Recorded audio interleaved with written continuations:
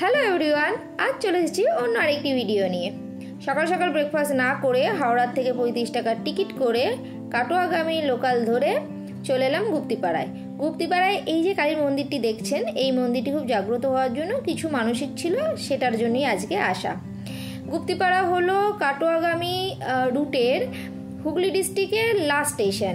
এর পরেরটাই হচ্ছে অম্বিকা কালনা, যেটা হচ্ছে পূর্ব বর্ধমানের ফার্স্ট স্টেশন। তো এখানে পুজো দিয়ে কিছু ব্রেকফাস্ট করে আমরা চলে যাব আশেপাশে যে মন্দির আছে সেইগুলোর দর্শনে, আর হচ্ছে অম্বিকা কালনার দিকে রওনা দেব। মোটামুটি যা দেখছি এখানে আশেপাশে প্রতিটা বাড়ির সাথেই পুরনো মন্দিরের ধ্বংসাবশেষ আছেই। কিছু কিছু মেনটেন করা হয়, কিছু কিছু মেনটেন করা হয় না। এই গুপ্তিপাড়ার মন্দিরের পাশেই দুটো মন্দির দেখলাম। এবার এখান থেকে আমরা একটা রিক্সা নিয়ে চলে যাচ্ছি অম্বিকা কালনার উদ্দেশ্যে। আপনারা চাইলে ডাইরেক্ট অম্বিকা কালনা স্টেশনেও নামতে পারেন, নেমে অম্বিকা কালনা ঘুরতে পারেন। আর যদি গুপ্তিপাড়া আসতে চান, গুপ্তিপাড়া থেকে একটা টোটো, অটো, রিক্সা যা পাবেন সেটা নিয়ে অম্বিকা কালনা বেরিয়ে যেতে পারেন। একটাই স্টেশনের ব্যাপার, ভিতর দিয়ে রাস্তা দিয়ে যাওয়া যায়। চলুন যাওয়া যাক। আমরা চলে এলাম অম্বিকা কালনার 108টা শিব মন্দিরে। এই 108টা শিব মন্দির প্রচণ্ডই সুন্দরভাবে অর্গানাইজ করে বানানো হয়েছে। বাইরের একটা আউটার সার্কেল আছে আর ভিতরে একটা ইনার সার্কেল আছে। ইনার সার্কেলে আপনার হচ্ছে 34টা মন্দির আছে, আর আউটার সার্কেল যেটা দেখতে পাচ্ছেন সেটাতে হচ্ছে 74টা মন্দির আছে। তাহলে আপনার আউটার সার্কেলে 74টি আর ইনার সার্কেল হচ্ছে 34টি, মিলে হচ্ছে 108টি শিবের মন্দির। প্রতিটি মন্দিরের ভিতরে একটা করে শিবের বিগ্রহ রাখা আছে। প্রতিটি মূর্তি প্রতিদিন পুজো হয় এবং যারা ট্যুরিস্ট আসছে তারাও মোটামুটি আপনার পুজো করছে। তো এই মন্দিরটি রাজা তেজচন্দ্র বাহাদুর স্বপ্ন পেয়ে বানিয়েছিলেন। এর বয়স হচ্ছে 200 থেকে 250 বছর। প্রতিটি মন্দিরেই টেরাকোটার কাজ করা আছে, যদিও টেরাকোটার কাজগুলো বর্তমানে ধ্বংস হতে বসেছে। তো এই মন্দির প্রাঙ্গণের ঠিক উল্টো দিকেই আছে রাজবাড়ির প্রাঙ্গণ। চলে এলাম এখন রাজবাড়ির প্রাঙ্গণে। এই জায়গাটি বেশ মেনটেন করা আছে। দেখলাম গভর্নমেন্ট অফ ইন্ডিয়া থেকে কিছু টাকা আসে এটাকে মেনটেন করার জন্য। এই জায়গায় অনেক কটি মন্দির একসাথে আছে। এখানের কোনো মন্দিরে ঢোকার জন্য কিন্তু আপনাকে কোনো এন্ট্রি ফিস দিতে হবে না, তাই আপনি আপনার ট্রেন ভাড়া, বাস ভাড়া, অটো ভাড়া, টোটো ভাড়া, খাবার টাকা নিয়ে এলেই হবে। এটা হচ্ছে প্রতাপেশ্বর মন্দির, যেটা ওনার ওয়াইফ ওনার জন্য বানিয়েছিলেন। এটা হচ্ছে কৃষ্ণচন্দ্র মন্দির, যেটা 65 ফিট লম্বা এবং পুরো মন্দিরটি এরকম সুন্দরভাবে টেরাকোটার কাজ করা আছে। 250 থেকে 300 বছর পুরনো হবার সত্ত্বেও এত সুন্দরভাবে মন্দিরটি হয়ে রয়েছে, মানে বলার কথা নয়। এখানে রাধা গোবিন্দের বিগ্রহ রেখে ডেলি পুজো করা হয়। দেখতেই পাচ্ছেন প্রদীপ জ্বলছে এখনও।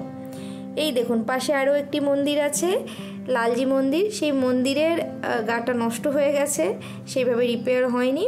চলুন যাওয়া যাক। এটা হলো লালজি মন্দিরের টেরাকোটার কাজ। দেখুন কত সুন্দর। এর বয়সও 250 থেকে 300 বছর, তার সত্ত্বেও এর টেরাকোটার কাজ কত সুন্দর এখনও আছে। সেইভাবে মেনটেন করা হয় না, তার কারণ সেই রকম কারিগর এখন আর পাওয়া যায় না। এই মন্দিরেও রাধা মাধবের বিগ্রহ রেখে নিত্য পুজো করা হয়, সাথে মা অম্বিকারও বিগ্রহ রেখে নিত্য পুজো করা হয়। এই মন্দিরগুলোর পাশাপাশি আপনি এখানে পেয়ে যাবেন রাসমঞ্চ, নাটমঞ্চ, যেখানে বিভিন্ন সময়ে কীর্তন, হরিনাম চলতেই থাকে। এখানে এই মন্দিরগুলোর পাশাপাশি আরও বেশ কিছু রাজবাড়ির মন্দির আপনি পেয়েই যাবেন। দেখুন এই আরও একটি মন্দিরে এলাম। এই মন্দিরের ভিতরে টেরাকোটার কাজটা দেখুন, এটা আবার অন্য রকম। এখানে একটু ফিউশনের কাজ করা হয়েছে, মানে কোথাও কালার ইউজ করা হয়েছে, কোথাও মোটিভ ইউজ করা হয়েছে। এখানে মা অম্বিকার বিগ্রহ রেখে নিত্য পুজো করা হয়। আবার চলে এলাম অন্য আরেকটি রাজবাড়ির মন্দিরে। এইখানে ভোগ রান্না হয়, এখানে লোক খাওয়ানো হয়, বিয়ে, আশীর্বাদী এই টাইপের অনুষ্ঠানও এখানে হয়। বর্তমানে এখন একটি বিয়ে চলছে, যার জন্য অনেক লোকই এখানে আছে। এরপর আমরা পাশে আরও একটি মন্দির আছে, সেখানে চলে এলাম।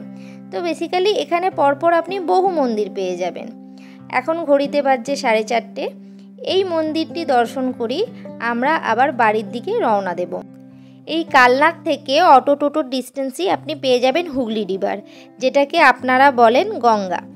ওইখান থেকে আপনি লঞ্চ ধরে যদি ওই পারে যেতে পারেন, তাহলে আপনি পেয়ে যাবেন শান্তিপুর, এবং সেখান থেকে বাস, টোটো, অটো যে কোনো ভেহিকেল ইউজ করে আপনি চলে যেতে পারেন শান্তিপুর স্টেশনে। সেখান থেকে আপনি শিয়ালদাগামী অ্যাভেলেবেল ট্রেন পেয়ে যাবেন। আমাদেরও ইচ্ছা আছে এইভাবেই যাওয়ার, তাহলে কি হবে, গঙ্গাটাও দেখা হয়ে যাবে। তো এখান থেকে আমরা বেরিয়ে যাব শান্তিপুরের উদ্দেশ্যে, দেন শান্তিপুর থেকে কলকাতার উদ্দেশ্যে। আমাদের তো আজকের দিনটা বেশ ভালো লাগলো। আপনাদের কাছেও যদি একদিনের সময় থাকে, পকেটে 300 টাকা নিয়ে চলে আসুন কালনা ভ্রমণে। এখানে একটুখানি গ্যাপে গ্যাপে আপনি পুরনো মন্দির দেখতে পাবেন। দেখা হচ্ছে নেক্সট ভিডিওতে। ভিডিওটি কেমন হলো জানাতে ভুলবেন না। Take care, bye by.